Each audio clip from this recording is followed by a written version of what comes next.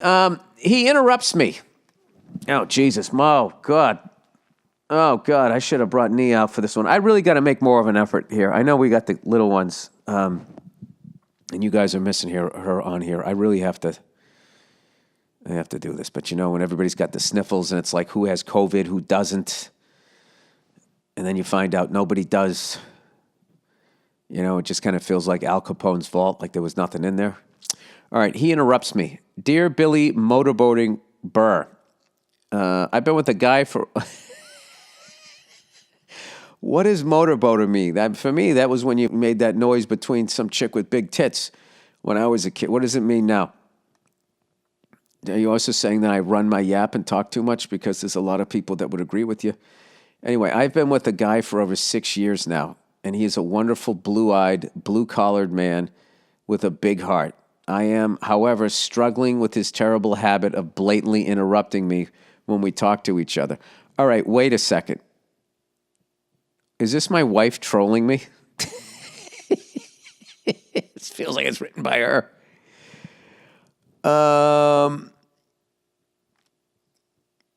In recent years, I have realized that his father is actually worse and that it's more likely where he got the habit from. His father raises his voice and talks over his wife while she's in mid-sentence. Oh, God. I grew up with that. While that may be okay with her, my Puerto Rican ass can't stand it. Oh, my God. Yeah. All right. If we're going with stereotypes, Irish people drink, Yeah, Puerto Rican girls. Yeah, they're not the kind of women you want to piss off as far as my brief period of living just adjacent to Spanish Harlem. It makes me feel like he's just waiting for his turn to speak, and my boyfriend is not really taking in what I'm saying. Well, that's exactly what you should be feeling.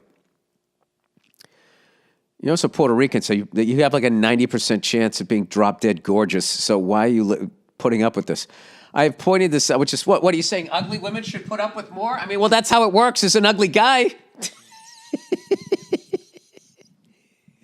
Welcome to the putting up with more camp.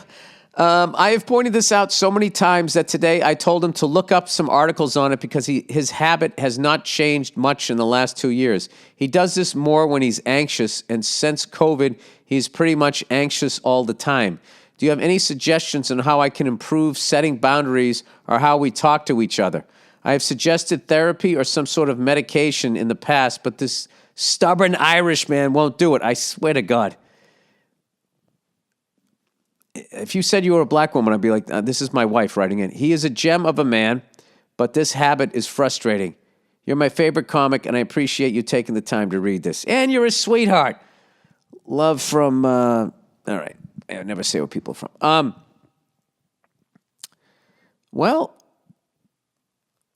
I have learned that you can't change somebody. They have to want to change, which is not new advice. But you also don't have to put up with it.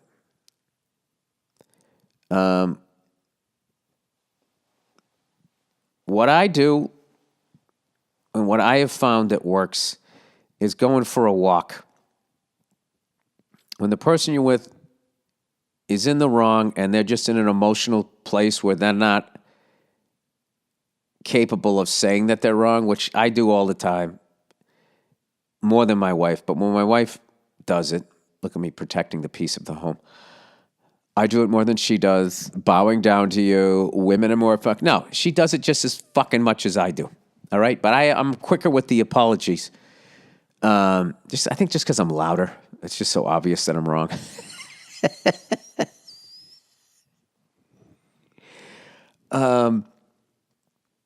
I go for a walk. I go out to my garage. I just play drums, and I just sort of like, I just bring the energy way down. I'm not that fun person to live with anymore. I'm here. I'm not leaving, but I'm not fucking, And it's just like, you just have to, there's a way to do it to hold them accountable. When somebody is interrupting and talking over you, like, how are you going to discuss this with them anyway? It's going to make you more frustrated. So what you do is you just take your ball and you go home. I would just be, oh, you're going to interrupt. Okay, well, I'm not, okay. And just leave. Where you going? Well, I'd answer you, but you'd interrupt me like you just did. All right, and you just fucking leave. I would just do that. And I would just sort of, I don't know, try to make like a game out of it. And maybe by doing that, the person will realize how much they're doing it.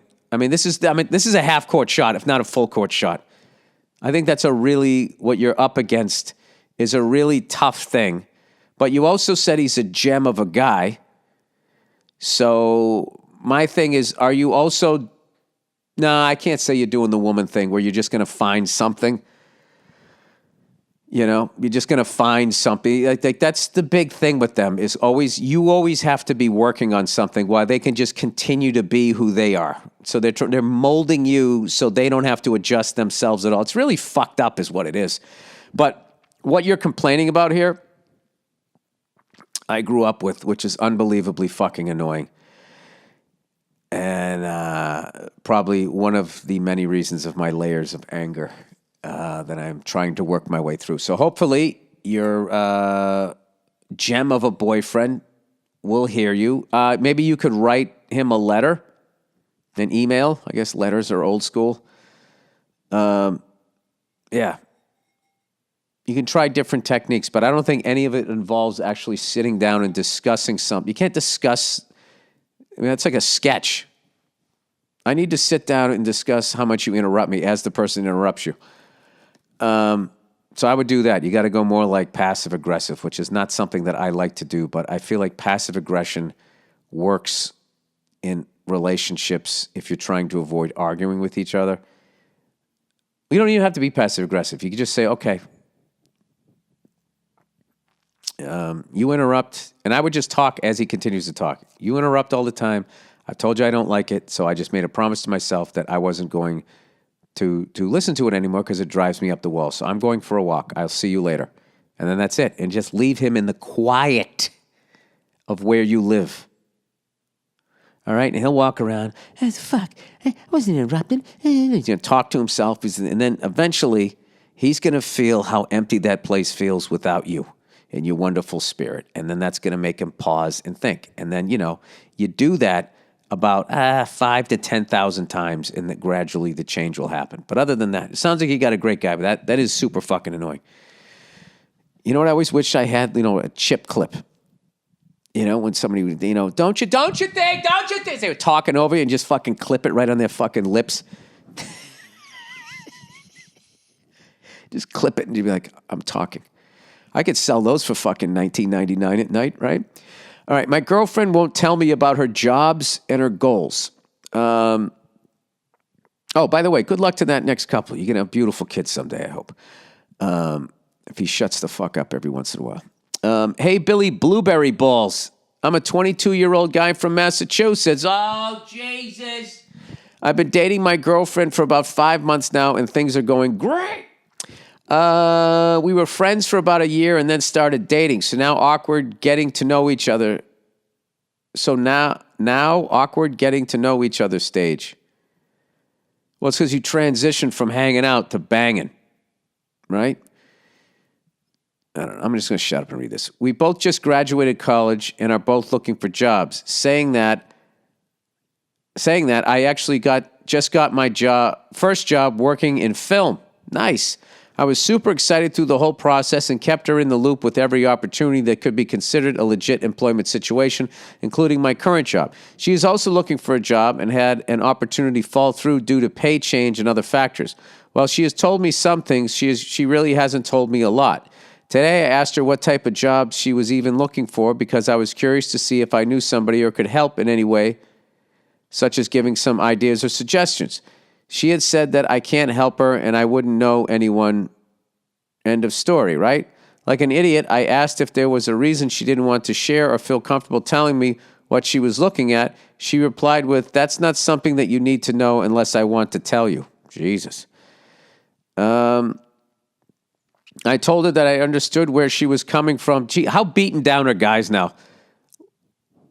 I mean, if you ever said that to a woman, that's not something you need to know unless I want to tell you. Like, the relationship's going to continue to move forward.